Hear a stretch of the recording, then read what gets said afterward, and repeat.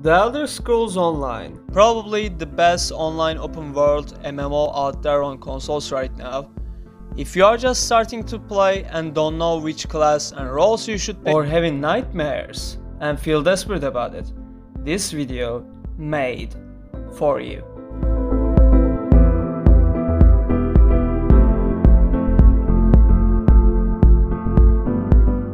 There is currently 6 classes, 10 races, 3 roles and sub-roles of those like main tank, off tank, kite heal, group heal, stam damage dealers and magic damage dealers, etc. But I will not go into those too much right now. And Imperial race. If you are rich enough and slide your credit card onto it and not use it anyways. The best choices would be for magic damage dealers is Breton, stam damage dealers is gonna be Orc, and for the healers it is gonna be Argonian with a little itsy bitsy tail right there. And Nord is for tank, will be the best choice that you can ever get. Dragonknight uses their flame abilities and control the environment with AoE based attacks better than any other class. It is one of the class that needs practice to master due to keeping up all the buffs on is a little hard. I like the animations on this one more than any other class though. It is a close range combat class, no matter what you choose as stamina damage dealer or Magicka damage dealer, you're gonna be near the foes all the time. They are the best tanks in the game and they survive better than anything and anyone.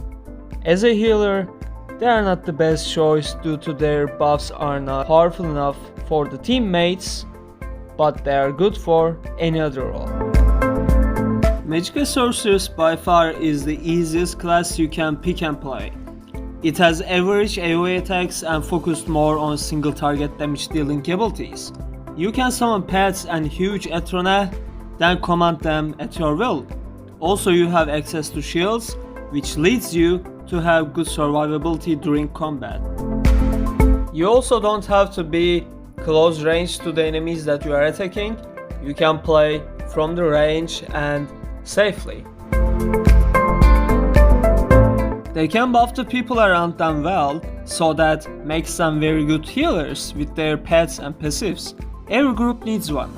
As a tank, they become viable for that role this year in order to balance the game and make Sorcerer users to be competitive against other classes. Nightblades? Oh boy. The best single target attacks to melt down enemies? Yes. You want to deal damage while healing yourself? Yes. What about sustain? Yes.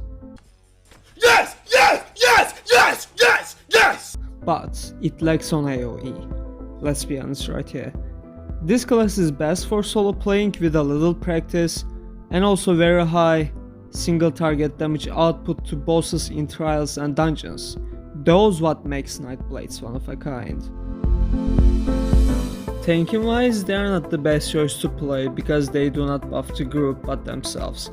It will be a selfish tank, but they are good dungeon tanks. As a healer role, they have access to most of the healing abilities but lacks on buffing the teammates. If you decide to play as Nightblade healer, your allies simply will not die on your watch. Templars uses the light and burning sun to deal huge amount of damage to foes while hardening its resistances, increasing their survivability and resources, but not only for themselves, also for allies too. This makes them viable for damage dealer and healer roles.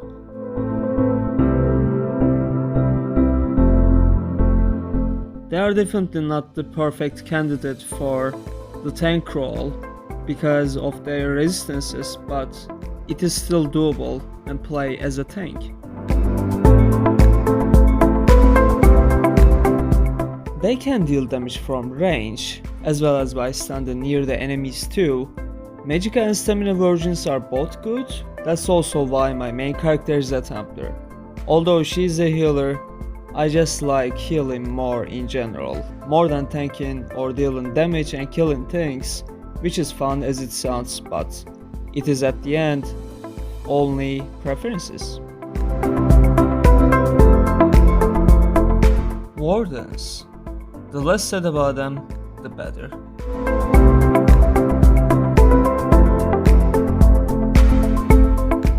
Jokes aside, they have amazing sustain and resource management, speed and survivability.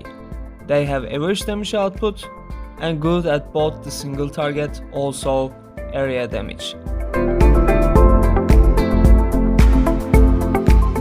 Their tankiness makes them one of the best tanks and healers in the game, and believe me if I'm telling that, you want one of those guys alongside you.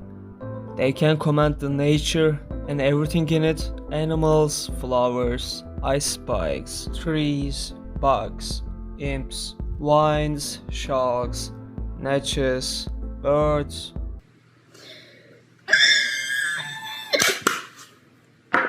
Everything's fine. Necromancers are one of the easiest class and the most enjoyable to play. Ultra damage output, single target and AoE, as well as they are great tanks and healers. They can resurrect the dead allies, buff them and increase their damage while saving up your resources and maintaining DPS on foes. Every endgame group needs at least 3 Necromancers in the trials to keep up the boss all the time. You can use the Necromancer for close range combat as well as from far away from the enemies. They are also good for dungeons and for solo players as well, and as a bonus you get a lot of great animations of the class. You know all the basics now.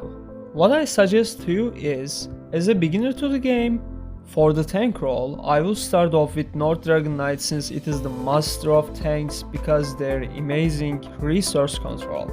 And 2, as a healer, I would pick either Templar because you will have full access to healing kit, or Warden due to their huge heal numbers and AoE heals. But you will be better off with damage dealer since you will be on your own until you jump into a guild or play with your friends and reach high levels. If it is gonna be your first character, just delay tanking and healing until you get a hang of the game. This is it for the video. If you enjoyed the video, click like. If you are not subscribed, now is a great time to do so, click subscribe. Turn on the bell to be notified. I'm uploading 2 videos a day at 9 AM and 4 PM Central Standard Time. Comment below and share your thoughts with us. We have dedicated Discord server and invite link can be found in the description, as well as timestamps of the chapters for you to find what you are looking for. This is Qiuvox and see you all in the next video.